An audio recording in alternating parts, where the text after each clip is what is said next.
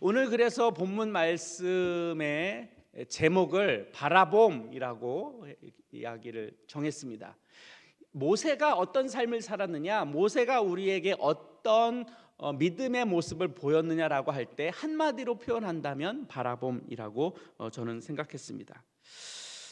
우리가 한평생의 삶을 살아가고 우리가 여러분들의 지금까지의 삶을 살아오는 것을 한번 생각해 보신다면 여러분들의 삶 가운데 걱정이 없었던 때가 혹시 있었는지 모르겠어요. 아마도 여러분들이 기억하지 못하는 어린 시절 혹은 예를 들면 5살 이하의 나이 때는 아마 여러분들이 다 기억을 잘 못하실 텐데, 그때를 빼놓고 여러분들이 유치원을 다니고 초등학교를 다니고 중학교를 넘어 고등학교를 보내고 대학생이 되고 혹은 직장을 다니는 이제 청년이 되었어요. 여러분들의 지금까지의 삶 가운데 걱정이 없었던 때가 있었나, 염려가 없었던 때가 있었나 생각해 보면 아마 없었을 것 같아요. 저도 제 과거의 시간을 돌아보면 제 마음 가운데 걱정이 없었던 때는 한 번도 없었던 것 같아요. 잠깐 제 이력을, 제 과거의 시간들을 잠깐 여러분들에게 소개를 해볼게요. 제 삶에 늘 어떤 걱정이 있었는지. 저는 초등학교 전에 부모님하고 살지를 못했어요. 부모님하고 함께 지내지 못한 그런 안타까움이, 답답함이 있었죠. 다른 친구들은 엄마 아빠랑 지내는데 저는 할머니 할아버지 손에서 컸거든요. 그러니까 늘 엄마 아빠의 사랑을 못 받은 그런 마음의 연약함이 있었어요. 초등학교 가니까 어머니 아버지가 섬으로 전근을 가셨어요. 저는 전학을 해야 했어요. 초등학교 2학년 때 전학을 했는데 그러고 나니까 또 친구들이 없는 거예요. 늘 혼자 다니는 상황이었던 거죠. 아마 6개월 넘게 그렇게 지냈던 것 같은데, 초등학교가 그렇게 물론 가깝게 지내던 나중에 친구들이 생겨서 참 재밌게는 보내긴 했는데, 이사하고 나서 학교 옮기고 나서 전학하고 나서는 좀 많이 힘들었었어요. 적응하는데 어려움이 있어서. 중학교 가니까 담임 선생님이 저보고 인문계 고등학교를 못 간다는 거예요. 그런 생각을 안 해봤는데 저희 때는 뭐 이제 인문계 실업계 이렇게 나뉘어져 갔는데 선생님께서 그렇게 얘기하니까 당황스러웠죠. 내 성적이 이거밖에 안 됐나, 뭐 이런 것 때문에 좀 고민도 하고 어려움도 있었어요. 그리고 중학교 3학년 때 시험을 보고 우리는 고등학교를 갔으니까, 그럼 고등학교에서는 문제가 없었느냐? 고등학교는 다 여러분들 겪어서 아시지만 뭐 대학 입시 때문에 좀 어렵지 않습니까? 늘 야간 자습을 해야 되고 땡땡이도 몰래 해야 되는 상황이니까 좀 불편했죠. 그리고 나서 대학을 가니까 이제 취업이 문제가 되는 거예요. 늘 주변에 있는 친구들이 취업 때문에 걱정을 하고, 우리가 또 졸업을 하니까 IMF가 와가지고 사실은 좀 어려움도 있었고, 그러고 났는데 저는 졸업하자마자 결혼을 했거든요. 결혼했더니 아이가 생겼네요. 저는 직장이 없는데 아이가 생기니까 아이한테 얼마나 미안해요. 뭐 이런 어려움도 있었고, 그래서 신대원을 갔는데 신대원 가서는 또 그 다음 진로 때문에 고민하게 되고, 또 목사가 되었는데 어느덧 갑자기 저도 예상하지 못하는 어느 상황 가운데 외국으로 이민을 가야 되는 상황이 되기도 하고, 이민해서 10년 살다가 다시 한국으로 돌아와서 막막한 상태에서 또 이렇게 시간을 지나게 됐어요. 제 시간을 생각해 보니까 한 번도 마음 편한 때는 없었고 한 번도 걱정이 없었던 때는 없었던 것 같아요. 여러분들은 어떠세요? 여러분들은 지금 하하호호 즐겁게 지내시는 때인가요? 아닐 것 같아요. 여러분들도 학교에서는 성적 때문에, 직장에서는 또 직장 안에서의 그 관계들 때문에 여러분들도 꽤나 어려움을 겪고 있고, 또 때로는 여러분들이 감당하고 싶지 않은 일들을 마주치게 되겠죠. 그것만 그러냐? 신앙생활은 또 어떠세요? 요즘같이 신앙생활 하기 어려운 때가 또 없는 것 같아요. 교회 나간다고 옆 사람의 직장 동료의 눈치 보이기도 하고, 또 학교에서나 교회에서나 코로나 안 걸리려고 여러분들도 꽤나 조심하게 되고, 걸리면 이제 교회도 어려워지고 여러분들 집에서도 어려워지고 학교에서도 어려워지니까 참 조심하지 않을 수 없게 되죠. 그러다 보니까 이제 교회 나오는 것이 점점 위축이 되는 거예요. 매주일마다 교회를 나가려고 할 때 우리의 마음을 무너뜨리는 일들이 늘 있어요. 피곤해서도 못 나와요. 일이 있어서 못 나와요. 직장 때문에 못 나와요. 뭐 몸이 아파서도 어려운 상황도 있죠. 병원에 입원해서도 못 나오는 상황도 있어요. 아주 다양한, 교회를 못 나오는 다양한 많은 일들이 있어요. 요즘 제가 교회에서 사역을 하다 보니까 젊은 분들이 지금 저희 교회 많이 안 오시거든요. 그래서 이제 성도님들에게 전화를 해보면 대부분 이제 코로나 때문에 못 오신다고 말씀을 하죠. 이게 이제 현실이에요. 교회 나오고 싶어도 못 나오는 상황이 되기도 하고, 때로는 내 마음이 신앙적으로 견고하지 못해서 교회에 못 나오기도 해요. 뭐 그것뿐이겠어요. 뭐 성경 읽는 거, 큐티하는 거 다 우리한테는 쉬운 일은 아니에요. 우리 현실에서 교회를 나오지 못하게 하는 핍박의 상황은 아니지만, 주변 상황들로 인해서 내 마음이, 내 신앙으로 나아가는 그 마음이 우리 마음에서 무너지는 일들이 얼마든지 많은지 몰라요. 그래서 우리는 끊임없는 영적 전쟁을 합니다. 교회에 나와야 되는 것과 나오지 않아야 되는 것 속에서 끊임없는 우리의 마음의 갈등이 있어요.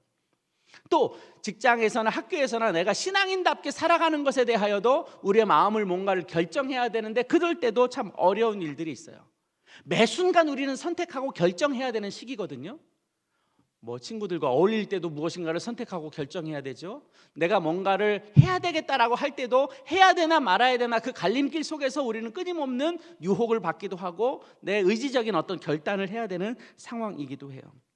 그 속에서 중요한 것은 내가 어떤 정체성을 가지고 살아가게 되느냐. 그럴 때 내 신앙은 현주소가 어디에 있느냐, 내 신앙은 어디쯤 나의 삶을 위치하고 있느냐 하는 것에 대하여 우리의 정체성을 가져다 줘요.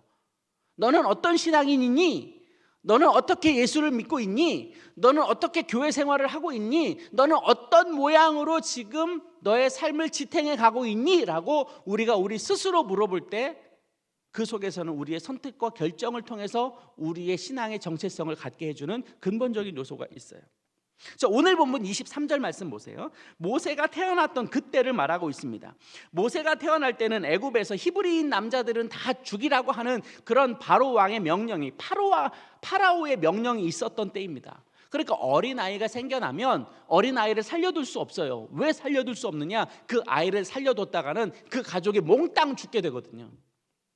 그러니까 부득이하게 파라오의 명령에 의해서 히브리인들의 남자아이가 태어나면 모두 죽여야 했단 말이에요. 자, 그런 상황 가운데 어떤 것을 결정하느냐, 부모가 어떤 것을 선택하느냐라고 하는 그 갈림길에 놓여져 있는 거예요. 어쩔 수 없이 죽일 수밖에 없어요. 그게 보편적인 상황이었어요.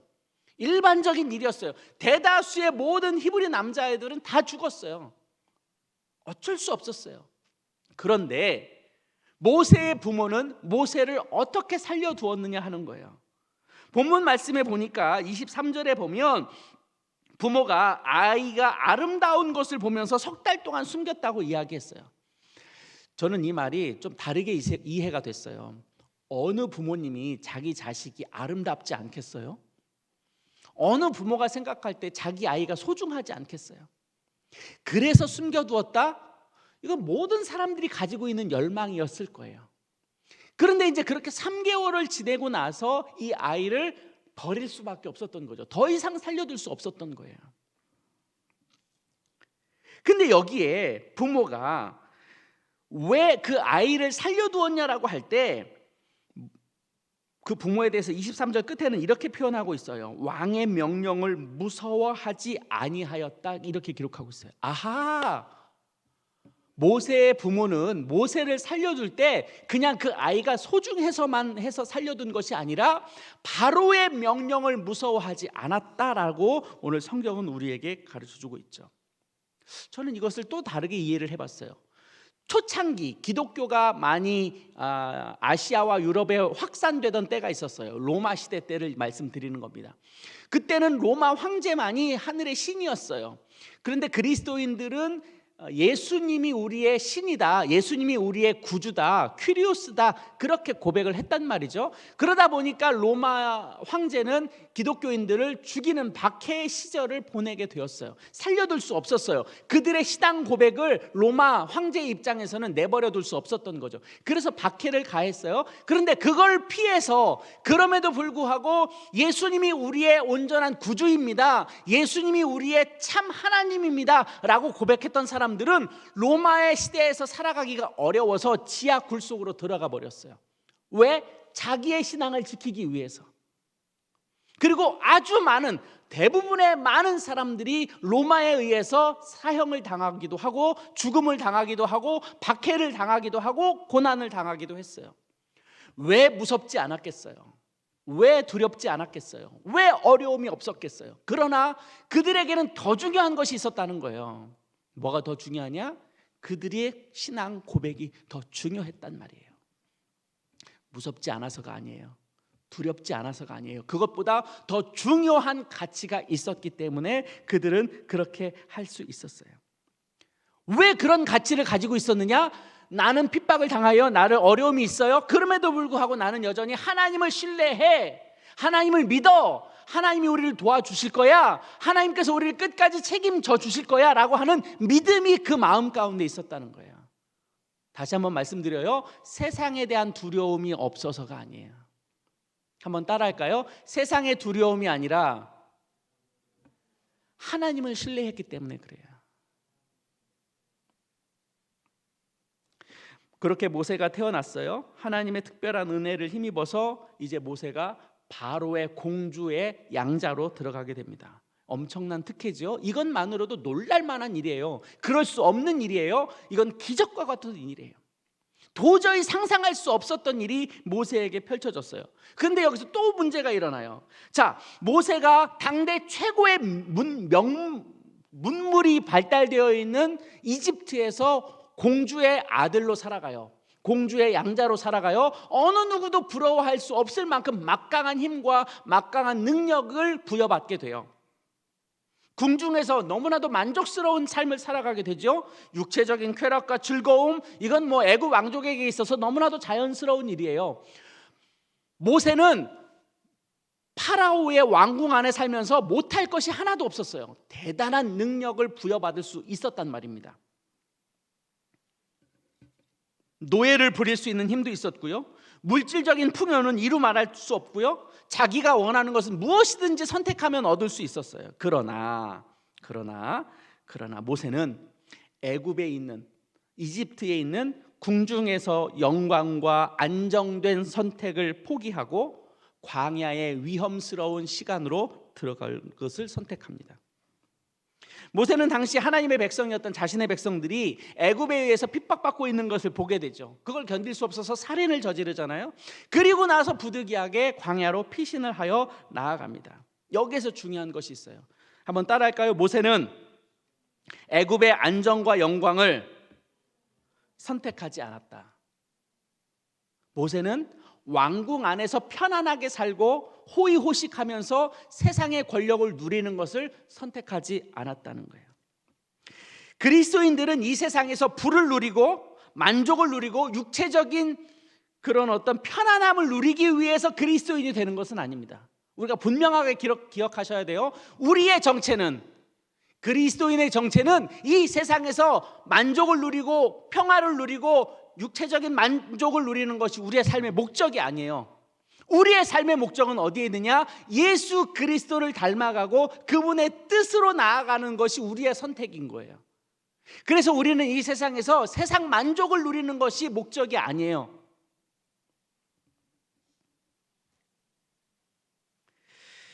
하나님을 기쁘시게 하고 그리스도를 높이는 일, 그리고 세상 사람들을 섬기고 돌보는 일이 우리가 마땅히 해야 될 일이라는 거예요. 오늘 본문 말씀을 좀 한 절 한 절 들여다보면 순간순간 모세와 그의 가족들에게 어떤 선택의 갈림길이 있었는지를 우리가 볼 수 있어요. 한번 보실까요? 모세는 자신에게 인생에 있어서 굉장히 중요한 것을 선택해야 되는, 그런 결정해야 되는 그런 상황을 맞닥뜨리게 돼요. 자, 23절 말씀 보세요. 23절에 보면 왕의 명령을 어기는 두려움과 왕의 명령을 따름으로 얻는 평안, 이것 사이에서 선택을 해야 했어요. 모세의 부모는 아이를 죽이면 자기의 가족들은 편안하게 살 수 있어요. 그런데 모세, 자기의 아들인 모세를 살리려고 생각해 보면 죽음을 각오해야 되는 절체절명의 위기의 순간이 놓여져 있었어요. 이 사이에서 이 부모는 무엇인가를 선택해야만 했죠. 자, 24절 말씀 보세요. 24절 말씀에 보면 공주의 아들로 사느냐 아니면 노예의 아들로 사느냐에 대한 중대한 선택의 갈림길에 놓여져 있었어요. 자기가 아무것도 안 하면 파라오의 공주의 양자로 살아가는데 아무런 문제 없었어요. 당대의 최고의 권력을 누릴 수 있었어요. 무엇이든지 원하면 할 수 있는 힘과 권력과 능력이 부여받은 그런 거예요. 그런데 모세는 그것과 또 반대로 나는 히브리 민족이에요. 내 백성은 히브리 백성이에요. 나는 유대인이에요. 그래서 나는 유대인으로서 살려면 노예로 살아가야 돼요. 자, 이 선택에서 모세가 무엇인가를 선택해야만 했다는 거예요. 25절.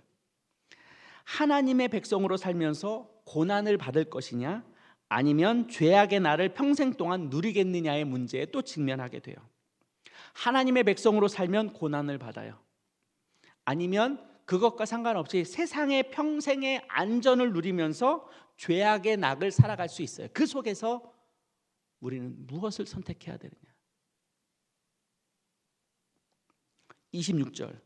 이것은 이제 당대 히브리서를 사용하고 있는, 히브리서를 쓰는 목적으로 유대인들을 향하여 기독교인들이 보내고 있는 메시지예요. 그리스도를 위하여 수모를 받겠는가 아니면 애굽의 모든 보화와 더불어 큰 재물을 가지고 살아가겠는가의 갈림길에 놓여져 있는 거죠. 당시에 1세기를 생각해 보면 기독교인으로 박해를 받을 때예요. 이유 없이 박해를 받을 때예요. 로마인들이 기독교인들을 오해했어요. 그래서 잡아 죽였어요. 사형을 처하기도 하고 십자가에 못 박기도 하고 짐승에 그냥 밥이 되도록 내버려 두기도 하고 산채로 화형을 시키기도 하고 별짓을 다 했어요. 예수를 믿는다는 것으로, 그가 그리스도인이라는 것 때문에 그들은 그런 어려움을 당했어요. 반대로 그리스도인이 아니면 그런 고난을 당할 이유가 없었어요. 자, 이 갈림길에서 무엇을 선택해야 하느냐, 내가 어디에 마음의 중심을 두어야 하느냐라고 하는 우리의 과제가 놓여져 있어요. 앞에서도 제가 말씀드렸지만 여러분들은 매 순간마다 무엇인가를 선택하고 결정해야 될 때가 있어요. 매 순간, 하루에도 수십 번씩 여러분들은 무엇인가를 선택하고 결정하죠. 그럼 그 속에서 우리가 어떤 선택과 결정을 하느냐에 따라서 우리의 행동이 나타나게 되겠죠. 그러면 그 속에서 우리의 믿음이라고 하는 것이 우리의 행동과 선택을 통해서 드러나게 되어 있는 거죠. 이게 이제 우리의 과제입니다. 그래서 여러분들은, 저는 그 속에서 믿음의 선택을 하고 있느냐, 그리스도인의 선택을 하고 있느냐, 아니면 지금 모세의 말씀을 통해서 우리에게 보여주고 있는 것처럼 세상의 낙을 누리기를 원해서 그 길로 가고 있느냐, 그리스도인이라는 나의 정체를 희석시키면서 적당한 방식으로 내가 나의 삶을 추구하고 있느냐라고 하는 것에서 우리가 무엇인가를 선택해야 되는 거예요.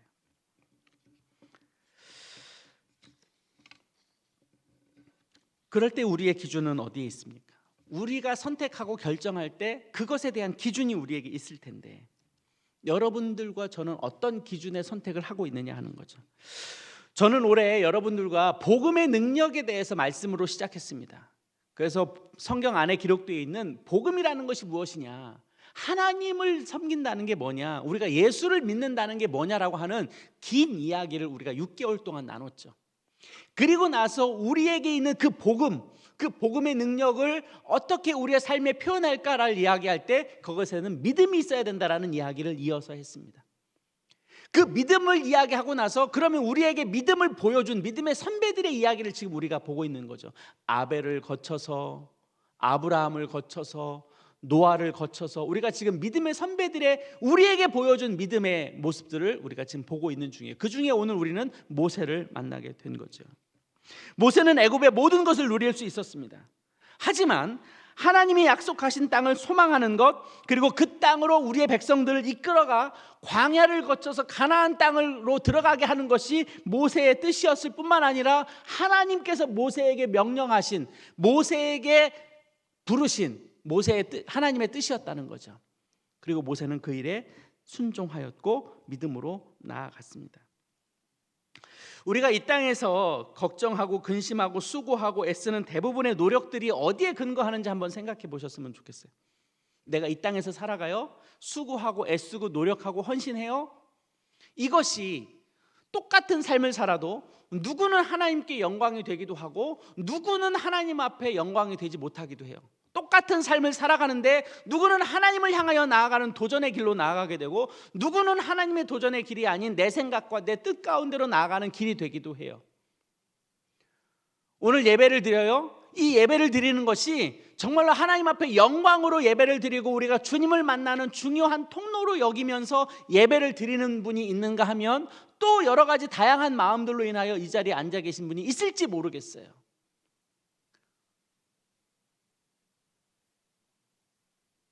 여기에서 우리가 모세를 통해서 보아야 할 것이 뭐냐? 오늘 제가 제목으로 잡은 바로 그 본문의 말씀입니다. 11장 26절을 보겠습니다. 26절 우리 같이 읽어볼까요? 시작. 그리스도를 위하여 받는 수모를 애굽의 모든 보화보다 더 큰 재물로 여겼으니 이는 상 주심을 바라봄이라. 주님이 우리에게 상을 주신다는 거예요. 무슨 소리세요? 지금 당시에 1세기 기독교인들은 로마인들로 인해서 박해를 받고 있었어요. 지금 죽음이 코앞에 놓여져 있고 어떤 모양으로 죽을지 알 수 없는 상황이었어요. 그런데 그에게 무슨 상이 주어져요? 상은 무슨 상? 안 죽으면 다행이지. 그런데 그리스도인들은 그렇게 생각하지 않았어요. 그들에게는 영원한 하나님의 나라, 우리를 초청하여서 영원토록 주님과 함께 낙을 누리는 그 하나님의 나라가 있다라는 것을 보았죠. 그걸 믿었어요. 그리고 그리스도인들은 그걸 바라봤다는 거예요. 이 세상의 낙이 아니고 이 세상에서 부자가 되는 것이 중요한 것이 아니고 우리가 이 세상에서 다른 사람들보다 더 큰 권력을 누리고 더 큰 능력을 부여받고 그렇게 살아가는 것을 바라본 것이 아니라 그리스도인이 바라보고자 하는 그 근본은 뭐냐? 하나님의 나라를 바라봤다는 거예요. 주님과 함께하는 하나님의 나라, 주님과 더불어 살아가는 하나님의 나라, 주님의 능력이 나의 삶 가운데 나타나는 그 하나님의 나라를 그들이 마음으로 품었고 그래서 그것을 향하여 기꺼이 죽음을 향하여 나아가도 부끄럽지 않은 삶을 살 수 있었던 거죠. 그래서 우리의 선택은 한번 따라할까요? 우리의 선택은 하나님을 바라보는 것, 하나님을 바라보며 사는 것, 바로 그것입니다. 어떻게 그럴 수 있느냐? 26절에 기록된 것처럼 이는 상 주시는 이신 그분을 바라봅니다. 한번 따라할까요? 우리 주님은 우리에게 상을 주십니다. 우리 하나님은 우리를 위해서 만들어 놓으신 엄청난 베니핏을 준비하고 계신다.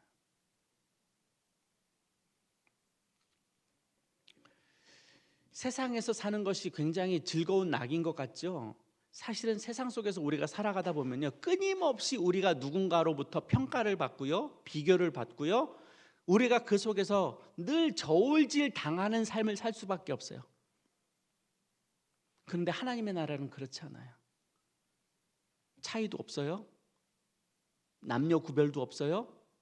나이도 구별 없어요. 그냥 다 하나님 안에서 기뻐하며 즐거운 낙을 누리는 거예요. 청년 여러분, 그리고 예배 가운데로 오시는 성도 여러분, 하나님의 나라를 소망하십시오. 그것이 우리가 가야 할, 그것을 우리가 궁극적으로 받아들여야 할 그것이 바로 하나님의 나라입니다. 2021년도 이제 2달 남았죠. 2달 반 남았습니다. 우리 자신의 믿음을 결산해 보는 그런 때가 되어가고 있습니다. 이미 히브리서 11장 6절에서 이런 말씀을 여러분들과 나눴습니다. 한번 보실까요? 믿음이 없이는 하나님을 기쁘시게 하지 못하나니 하나님께 나아가는 자는 반드시 그가 계신 것과 또한 그가 자기를 찾는 자들에게 상 주시는 이심을 믿어야 할지니라. 이미 히브리서 11장 6절에서 우리에게 말씀해 주셨어요. 하나님이 우리에게 상을 주신대요.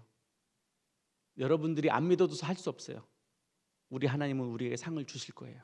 믿는 자만이 얻게 되는 누리는 영광이죠. 청년 여러분, 소망을 가지세요. 지금 주어진 삶에서 주눅들지 마세요. 쫄지 마세요. 답답해하지 마세요.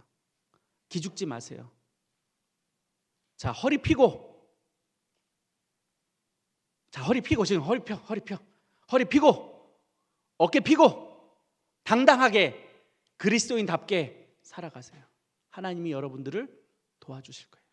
하나님이 여러분들과 함께 하실 거예요. 그 믿음이 우리에게 필요해요. 바라기는 당당해지세요. 여러분들이 주눅들 필요가 없어요. 세상에 대해서 여러분들이 움츠려들 필요가 없어요. 이 세상을 말씀으로 창조하신 그분이 바로 여러분들의 하나님이고 여러분들을 끝까지 책임지시겠다고 약속하신 분이세요. 그러니 우리는 온전히 주님을 바라보면 됩니다. 그분이 우리에게 상 주실 것을 믿고 바라보면 될 것입니다. 그 믿음을 회복하실 수 있기를 소망하고요. 그렇게 당당하게 살아가는 저희들의 한 주간의 삶이 되기를 소망합니다. 우리 함께 같이 기도했으면 좋겠습니다. 반주해 주시고요. 우리에게 주어진 시간을 그냥 흘러가는 시간처럼 살지 않았으면 좋겠어요. 우리에게 놓여져 있는 이 현실을 피해가려고 하지 않았으면 좋겠어요.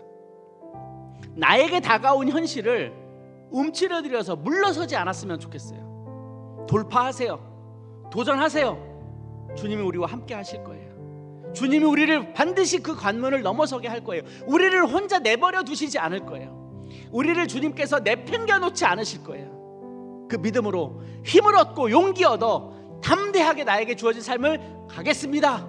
믿음의 삶을 가겠습니다. 내가 주님을 바라보겠습니다.